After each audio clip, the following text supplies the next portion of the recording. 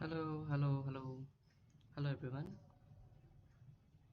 Okay, let us start the first lecture of this series, which is Introduction to Research, and that is the most important to have the concept, to have the basic concept of any subject.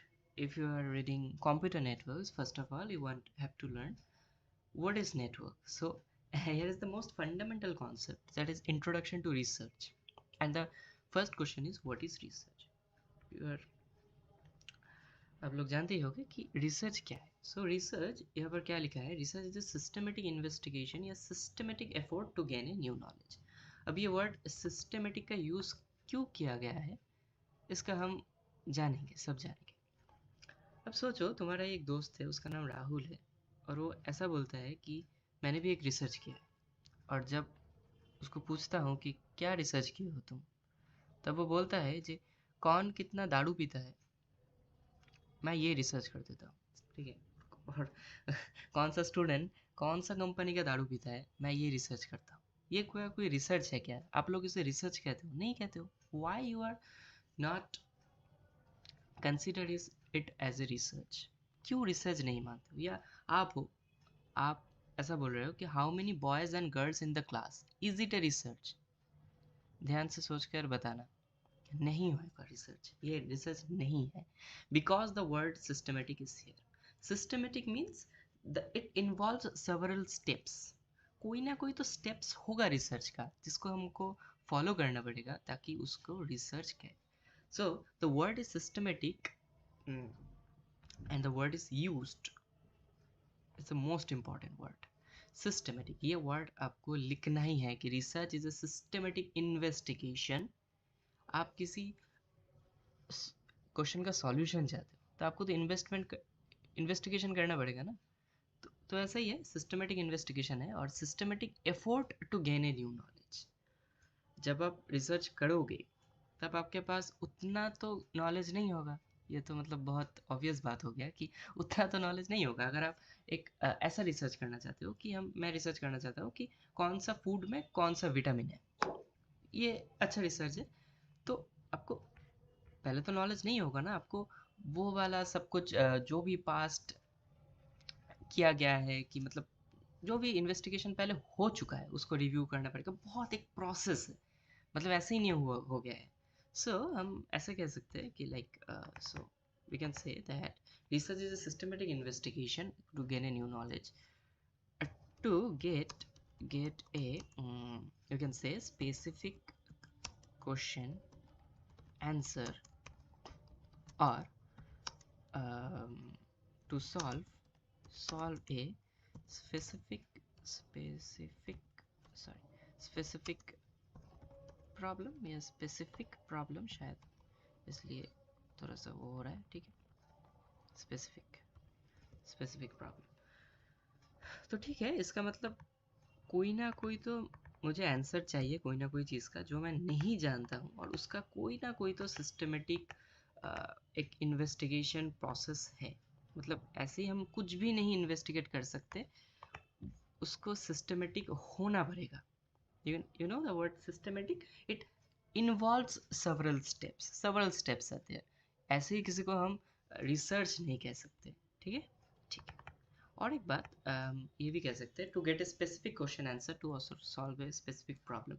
अब research अब ऐसे कह सकते हो कि अ, ऐसा भी तो हो सकता है कि कोई नॉलेज हमारे पास है और हम उसको कंट्रीब्यूट करना चाहते हैं, उसी नॉलेज को, मतलब उसी नॉलेज को टेस्ट करना चाहते हैं. ठीक है.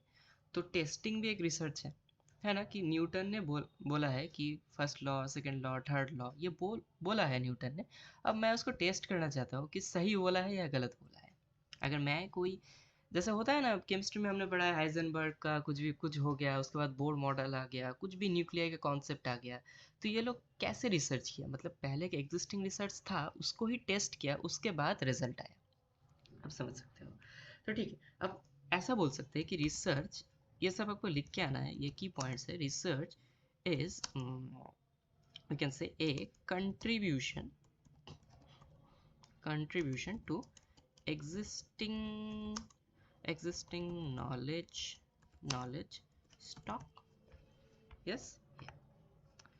सो एक नॉलेज स्टॉक है हमारे पास, जैसे आप लोग स्टॉक्स करते हो ना, मतलब पैसे का जो होता है उसका तो एक स्टॉक होता है, वैसे नॉलेज का भी तो हमारे पास एक स्टॉक्स है। साइंस का है, न्यूटन का थर्ड लॉ है, first law, second law, third law है। अभी किसी एक बंदा है राहुल, उसको फोर्थ लॉ, उन्होंने फोर्थ लॉ बना लिया। तो ये तो ठीक है, मतलब बना लिया, अच्छा है, लेकिन ये contribution to existing knowledge stocks है। ठीक है, ठीक है। तो ये समझ में आ गया कि रिसर्च क्या है। रिसर्च एक सिस्टमेटिक इन्वेस्टिगेशन है to get a specific answer for a specific problem और to solve a specific problem, and it is the contribution to existing knowledge stocks. ठीक है, ये हम ऐसे भी कह सकते हैं कि systematic effort to gain a new knowledge. Systematic एक एफोर्ट भी तो होना चाहिए भाई, मतलब ऐसे ही मतलब जैसे तुम करते हो ना कि सेमेस्टर के लिए एक दिन पढ़ लिया उसके बाद पढ़ा ही नहीं, तो वैसा वाला एफर्ट नहीं चाहिए, सिस्टमेटिक एफर्ट चाहिए रिसर्च पे। ठीक है। ठीक है, चलिए अब थोड़ा सा हम जान लेते हैं कि प्रोसीड्योर हमने बोला है सिस्टमेटिक, मतलब कुछ ना कुछ तो स्टेप्स होगा या प्रोसीड्योर होगा। तो क्या है वो प्रोसीड्योर? ये रिसर्च का जो भी प्रोसीड्योर है उसका थोड़ा सा ओवरव्यू ले लेते हैं। अब ये रिसर्च का जो प्रोसीड्योर का ओवरव्यू है वो एज सेम एज आप जब एक कुकिंग, शायद ऐसा करते हो ना आप, कि एक कुकिंग आपको करना है, शायद आपको फ्राइड राइस बनाना है, तब कैसे फ्राइड राइस बनाओगे उसका ही प्रोसेस है। मतलब ऐसा मैं समझता हूँ कि रिसर्च का प्रोसीड्योर क्या है कि पहले तो understand the nature of problem and identify the area of knowledge. पहले ऐसा बहुत सारे लोग होता है कि प्रॉब्लम ना सुन के वो सॉल्यूशन की तरफ बढ़ जाते हैं। ऐसा नहीं करना है तुम्हें। हाँ, मतलब होता है ना कि तुम लोग जब सेमेस्टर एग्जाम देना जाते हो तब क्या करते हो कि कुछ भी पढ़ के आया तो कुछ भी लिख दिया। मतलब ऐसा होता है ना कि पढ़ के आया लिख के जाना है बेटा। तो मुझे पता नहीं प्रॉब्लम क्या है, मैं जो पढ़ के आया वो मैं लिख दूंगा। तो ऐसा वाला नहीं है। तो पहले नेचर को अंडरस्टैंड करना चाहिए, identifying the area of knowledge. आप लोग अगर फ्राइड राइस बना रहे हो तो फ्राइड राइस बनाने का आपको वो जानना है ना कि एरिया कौन सा है, ये क्या फ्राइड है या बॉइल्ड होता है, क्या होता है। एरिया ऑफ नॉलेज जानना बहुत इंपॉर्टेंट है, और प्रॉब्लम जानना भी बहुत इंपॉर्टेंट है कि मैं फ्राइड राइस बनाऊंगा। ऐसा नहीं मैं, किसी ने बोला फ्राइड राइस बना लो, मैं सिर्फ बिरयानी बनाना जानता हूँ, उसके बाद मैंने सिर्फ बिरयानी ही बना दिया, तो वो लोग तो मतलब मेरे होटल में नहीं आएगा ना कि ये क्या क्या कर रहा हूँ, मैं बोल रहा हूँ फ्राइड राइस बना के लाओ और वो बिरयानी बना के ला रहा है, कुछ भी कर रहा है। तो understand the nature of problem is most important. Next, review the past approaches for research. इसे हम literature review कहते हैं, इसका dedicated आएगा इसका वीडियो। तो review the past approaches is most important, क्योंकि आप लोग जब फ्राइड राइस बना रहे हो तब आप देख रहे हो ना कि यूट्यूब में पहले कौन कौन बना चुका है फ्राइड राइस और वो कैसा है।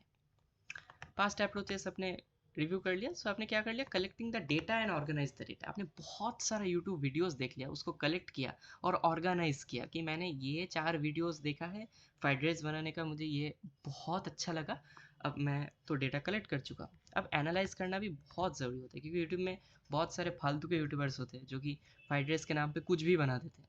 हाँ, वो लोग अच्छे नहीं होते, क्योंकि कुछ दिखा दिया और उसका प्रेजेंटेशन कर दिया अच्छे तरीके से, वो अच्छे। तो एनालाइज ऑफ डेटा कि मेरा पास कौन सा डेटा अच्छा है, कौन सा डेटा ब्रेकेज है, ये जानना बहुत ज़रूरी होता है।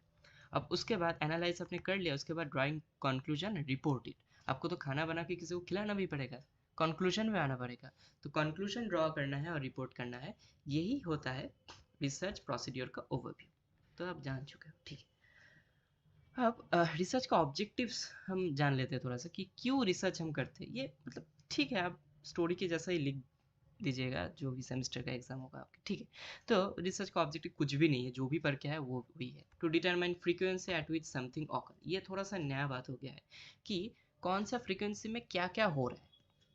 मतलब अ, ये जो अभी समझो मैं एक रिसर्च करना चाहता हूँ कि कौन सा म्यूज़िक कौन सा लोग सुनते हैं, तो मुझे पता चला कि बॉलीवुड म्यूज़िक बहुत लोग सुनते हैं, तो बॉलीवुड म्यूज़िक का फ्रीक्वेंसी बहुत ज़्यादा है।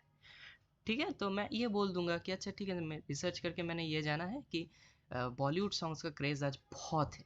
ठीक है, तो determine the frequency at which something occur to solve a specific problem. जैसे कि मैंने बोला है कि रिसर्च स्पेसिफिक एक प्रॉब्लम को भी सॉल्व करता है। To test an existing knowledge, जैसे हमने थोड़ा सा वो किया ना, मतलब ठीक है, मैं हमने इसे जाना है कि एग्जिस्टिंग नॉलेज को भी आप टेस्ट कर सकते हो, उसको भी रिसर्च कहते हैं। ठीक है, अगर न्यूटन के 3 लॉ है, अगर आप उसको प्रूव करना चाहते हो, वो भी एग्जिस्टिंग टेस्ट है, एग्जिस्टिंग रिसर्च का, वो भी रिसर्च कहलाता है। Achieve new insight about the topic. आपको पता था कि बॉलीवुड का सॉन्ग्स लोग सुनते हैं, लेकिन आप एक रिसर्च ऐसा करना चाहते हो कि बॉलीवुड का कौन सा सॉन्ग लोग सुनते हैं, गज़ल सुनते हैं या पार्टी सॉन्ग सुनते हैं, तो आपको एक न्यू इनसाइट मिला ना, कि आपको एक न्यू आंसर मिला। जब भी न्यू आंसर मिलता है क्वेश्चन का, उसे हम क्या कहते हैं कि रिसर्च हो गया है। To gain a knowledge by experiment and contribute to the existing knowledge pool. अब एक बहुत अच्छा बात है इधर कि doubts are better than over confidence. For solving doubt we have to inquiry and inquiry leads to invention. मतलब ये सब आपको लिख के आना है, ठीक है, जब भी रिसर्च आपको बोलेगा कि क्या होता है research. So doubts always better than over confidence. Over confidence अच्छा नहीं होता है, डाउट्स बहुत अच्छा होता है। इसका बोलने का मतलब ये है, for solving doubt you have to inquiry, है आपको इंक्वायरी करना पड़ेगा कि मुझे डाउट क्यों आया है, कैसे मैं सॉल्व करूँ। तो डाउट बहुत अच्छा होता है, और इंक्वायरी इन्वेंशन की तरफ लेके बढ़ता है। मैंने इसमें फ्लो चार्ट भी बना दिया कि एक डाउट, उसके बाद इंक्वायरी, उसके बाद इन्वेंशन। समझ में आ रहा है? ठीक है। अब थोड़ा सा इंट्रोडक्शन कर लेते हैं रिसर्च मेथोडोलॉजी का। आपने सुना है रिसर्च मेथोडोलॉजी, বাংলা যারা পড়ছো, रिसर्च मेथोडोलॉजी माने पद्धति विश्लेषण। मेथड माने, जैसे कि मैं थोड़ा सा एक आपको बता देता हूँ कि आपको एक डिश बनाना है। समझ लो एक डिश बनाना है, तो आपके पास बहुत सारा वो होगा ना, मतलब ठीक है, आपके पास क्या क्या हो सकता है, ये बात कर लेता हूँ। तो हाँ, आपके पास बहुत सारा कुछ हो सकता है, जैसे कि ये लो ये पास आपकी चीज़ है, या कुछ भी है, मतलब ठीक है। आपके पास बहुत सारा कुछ है। ये है आपके पास मटेरियल्स, शायद समझ लो आपको फ्राइड राइस बनाना है, तो आपके पास ये राइस का बोल है, इसको आपको डालना पड़ेगा इधर। या ये शायद कुछ भी है, मतलब ये मसालाज है, तो इसको भी डालना पड़ेगा। ठीक है, ये जो भी आपके पास अवेलेबल है, जो भी आपको एक फ्राइड राइस बनाने के लिए लगता है, उसे हम कहते हैं क्या, रिसर्च मेथड्स। ये तो हम क्या कह सकते हैं कि रिसर्च मेथड्स और मेथोडोलॉजी में क्या अंतर होता है, कि रिसर्च मेथड्स होता है कलेक्शन ऑफ ऑल टेक्निक्स और methods use for conducting a research. अब समझ पा रहे हो कि एक आपके पास जो भी रिसर्च है या कलेक्शन ऑफ ऑल टेक्निक्स है, कि मेरे पास इंटरव्यू का ऑप्शन है, मेरे पास, हाँ वो मैं एक रिसर्च करना चाहता हूँ, मेरे पास इंटरव्यू का ऑप्शन है, मैं इंटरव्यू किसी के साथ कर सकता हूँ, या उस डोमेन में नॉलेज लेने के लिए मैं स्पेसिफिक पर्सन के साथ बात कर सकता हूँ। तो ये मेरे पास सब कुछ है टेक्निक्स। जैसे कि फ्राइड राइस के लिए आपके पास मसाला होगा, सब्जी होगा, तो आप लोग इसे डाल डाल के बना रहे हो, ठीक है। और मेथोडोलॉजी क्या है, कुछ नहीं है, मैं समझा देता हूँ कि research research methodology, sorry methodology, ये क्या है, ये कुछ भी नहीं है, ये रिसर्च मेथड प्लस, अब रिसर्च ये थोड़ा सा इसका लोचा है, research, okay, research method plus scientific logic behind it, logic behind it. जब भी आप एक रिसर्च मेथड पे लॉजिक लगा दोगे ना, उसे हम कहते हैं रिसर्च मेथोडोलॉजी।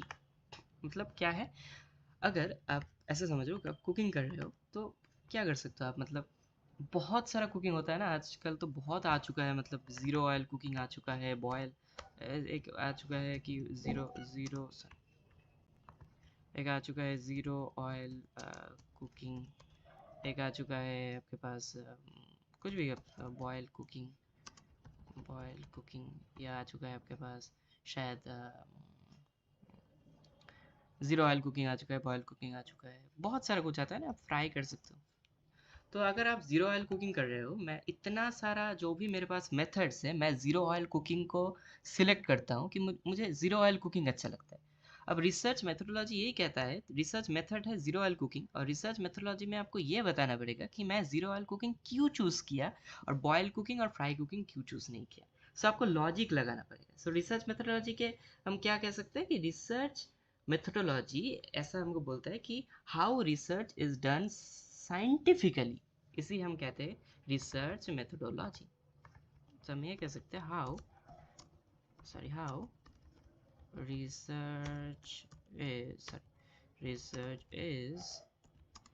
Done scientifically.